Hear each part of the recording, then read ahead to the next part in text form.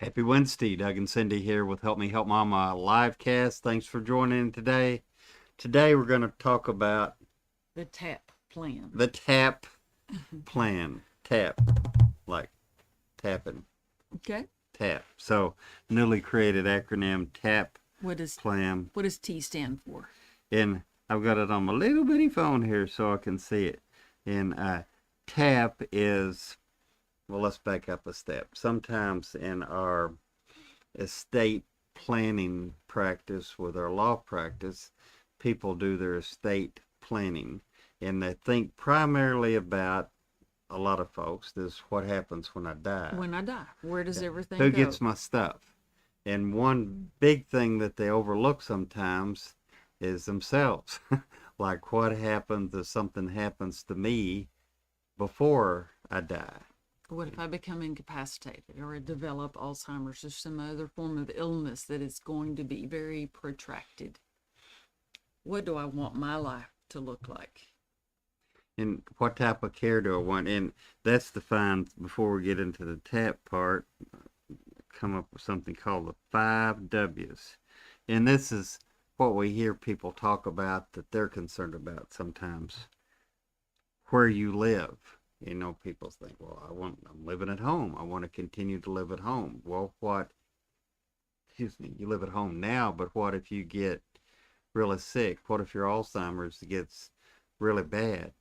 What Oh, if you fall and break a hip and have other healthcare issues and you need like a lot of care and your kids live out of state and they can't be there? I mean, what about all of these? Where would you want to live? Would you want to continue to live at home? Or an example we used one time, one of your friends you grew up with, her mom had a great big old 2-story house and her bedroom was upstairs. Which yeah. is fine when the kids were growing up, but later on, maybe that, home may need to change.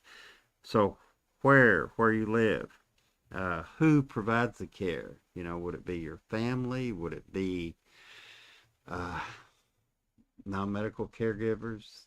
You know, these days we see so often that families are spread all over the country, if not in different parts of the world. So the kids don't live just down the street anymore. And if you need help, will they come back in to help you? Can they drive in, fly in? Can they help? If not, and you want to stay at home, who's going to help provide that care? What type? What W? The third W is what type of care you want. So you may think, well, I just pretty well want to take care of myself for as long as I can, We all do. and then Yeah. yeah, and then if necessary, if my kids are not around, we'll bring in non-medical caregivers. And then what type of care would you want? Well, maybe if I need more care, maybe an assisted living. And then last choice, if absolutely necessary, I need 24/7 care, maybe nursing home. Maybe that'd be the flow you'd want to follow. Or maybe it's just, I want to stay home from now on out. I don't care how bad I get, you know. And you can do that. You just know that staying at home is more expensive than going to one of the facilities. And these days, with the nursing homes, there's another option, a private duty home that has much fewer residents. Typically, around here, there are 3 residents per the home. And so you've got 2 roommates in your skilled facility. The fourth W is when the level of care changes. When it changes. So you may say, okay, when I can no longer uh, cook my own food or feed myself or get up out of bed by myself to go to the bathroom or take a shower or any of the above, mix of the above, you define it. The good thing about this type of plan, you call shots. You define it. You say, when I can no longer do X, and you fill in the X, then this is what I want to happen next. So when the level of care changes, right? Right. But The issue with that is a lot of times these changes are very, very gradual. And you'll need somebody to be kind of helping you along this journey, maybe an advocate, a care planner, someone to help assess the situation from time to time to make sure you're safe, you're eating good, and you're going to be able to maintain your health. So you define the when. Cindy's mom defined the when as never. Never will it change. I want to stay at home, and never, I, I never want, any of this to change. So you define the when. Some people would say, like your friend's mom, when I can no longer walk up the stairs to go to my bedroom, well then Safely. safely, Hmm. then yeah, something's gonna happen. And she recognized that. Yeah. Why? That's a fifth W. Why this plan is important. Well, it's important that you state what you want, and you have some things that are important to you want to pass along other than this money. Your legacy, uh, what you want to leave behind, your life goals, lessons that maybe you'd want to pass on to your kids or grandkids. And it's important for this particular type of plan that you lay out the plan, not only that you're just stating what you want in the future, but why it's important to you. Hmm. And if those you leave behind know the why, they'll be more likely, it'll provide clarity for them. Oh, Hmm. mom, this is why mom wants to stay at home, or this is why mom said if so and so happens, then at that point in time, her when was at this point in time, I want to go to an assisted living facility. I mean, the why helps pull it all together and kind of colors in the other areas, the words that you, and if you know the why behind it, you get a better understanding of the plan, why it was put in place to start with. And typically more support from the family members. Right.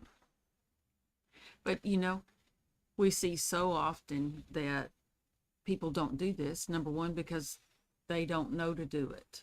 That's one of the reasons we're talking about this, because we want more people to be able to stay at home comfortably and safely as long as they possibly can. It's it's basically planning for the worst and hoping for the best. Right. But know that if you don't have a plan in place and the right people to help make that plan happen, then probably what is going to happen is you'll hit a wall, you'll fall and break a hip, you'll have a stroke. It'll be crisis moment. And then someone else makes all the decisions. Well, that's just it. That's one of the first reasons, actually, the first one for reasons for this type of plan, what you just said. Who normally makes the decisions? Usually the kids make the decisions. Why? Oh, yeah. Because you didn't make the decisions. You, I saw a joke years ago, basically had to do with you forfeited the right to choose. You had the opportunity to make your decisions and you didn't. So now maybe you've got Alzheimer's, you've had a stroke, or something bad has happened, and you can no longer make your decisions. So, in the typical scenario that we see every day in our law practice, we're having to deal with the kids because mom or dad just simply don't have the cognitive or physical ability to make their decisions anymore. And with this type of planning, they're making a lot of racket, aren't they? With this type of planning, you're making your decisions up front before something bad happens. You're making those decisions and you're writing them down. This is a plan that is going to be there in place for the people you choose, your agents, your advocates, your trustees, to follow your plan so you can have the quality of life that you want. Quality of life, and you can say how your money is going to be used, how it'll be spent. You can say if you have fixed assets, maybe you've got more fixed assets, farmland or houses or whatever, than you do liquid cash. And, maybe you would say, if I have to have the care, well, then I want my fixed assets sold, and this is the order that I would want them sold. Sell this first, this second, this third, to use for your care. this is a different type of planning, like we said on the top end. Most people, um, just plan for distribution of their Right. assets at their death, and they don't do anything to provide for their own quality of life. So this is addresses that. It must have been a wreck or something. We're getting all kind of Yeah, yeah. I don't know.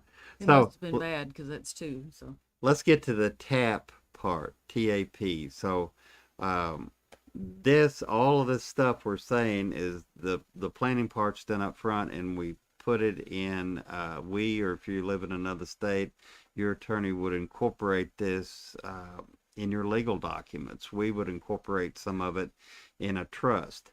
And if you had a trust, you would be trustee of your own trust now. But if you become incapacitated, you may have someone else as your trustee. By the way, trustee is the T part. Trustee. Who's a trustee of your trust if you are incapacitated? And it may be a kid, may be a bank trust officer, but this would be the person that control the money right, and the assets. to pay for the care that you want in the chosen place where you want to live.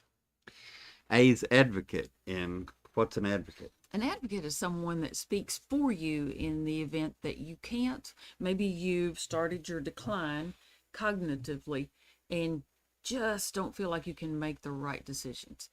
And as you decline more and more and more, you're going to need someone to come in and assess the situation from time to time. Not every day, it may be once a month, once every 2 months, depending upon your health. And someone that can say, we need these benefits, we need to move from this facility, we need this type of um, physical therapy so we can strengthen the core muscles. An advocate is someone that speaks for you when you can't. And P is providers. These are the people that actually provide the hands-on care. So that could be family members. At first it's just a little bit at a time. You stop by your mom's to have a cup of coffee, and then it got to be 30 minutes a day, an hour a day, 2 hours a day. So at first you were the provider. You was Right. providing care. And then it got to be you and non-medical caregiver Non-medical mixed. caregiver, because you're still working, you can't be there full time, but you just don't feel comfortable with mom trying to cook lunch. Don't feel comfortable with her being alone certain times of the day or the night. So you hire someone in-home non-medical caregiver. And all of this stuff we're talking about, and there's other parts to it, but it's important that people um, take charge of their own destiny, and state what they want to happen in the event of incapacity. And we're beginning to see this more and more. I mean, we're beginning to see people that realize they're aging, and they know they love their kids and their kids love them, but their kids are busy, and maybe they live in a different state. Or even if they live locally, they got jobs, they got family, they're just busy. And so the parents realize that, hey, for us to be able to get the care we want and not be a burden on our kids, we need to have a plan like this in place so we can say what happens, and our kids don't have to make all of these difficult decisions. We can make our own decisions. We Right. can say what we want, and we can put it in place to make it happen. It's not just for you, it's also for the kids so that they don't know that there are certain boundaries. You want to stay in your house, you want some time alone, but you want their interaction. So you set up a schedule. Around here, people that live in our town, most of them don't feel comfortable driving to the capital city where most of the doctors and hospitals and things are that they need. So the adult children will take time off from work and take them to the doctor, go into the appointment with them, ask questions, and then help them as they come out of there to update their medical visits notebooks so that the adult child can stay on top of the changes in mom's health or dad's health. So a lot of different moving parts about this. Yeah. Interesting. You mentioned medical visit notebook. I had someone just earlier was asking me about that. How do we make sure we've got all of the healthcare documents and what mom needs, and if she has allergic reaction, what medicine, all that stuff. Well, you do it all, put it all in your medical visits notebook. So so you have it when you need it. There's a lot of moving parts to this thing. If you don't have a plan like this in place, if you live in Arkansas, give us a call, 501-843-9014. Or if you're in another state, contact your attorney and ask them. They won't know what TAP plan is because that's our creation, but maybe something similar to this, like a life care plan or something along those lines. But please get your planning in place to say what you want, what you want. So and make sure it's reflected in your legal documents and not just left to chance. Just leaving it to chance is not a good place to leave it. So Nope. thank you for watching today. We hope you have a great week. We'll talk to you soon. And thank you for being a caregiver for your loved one. You're making a huge difference in their life.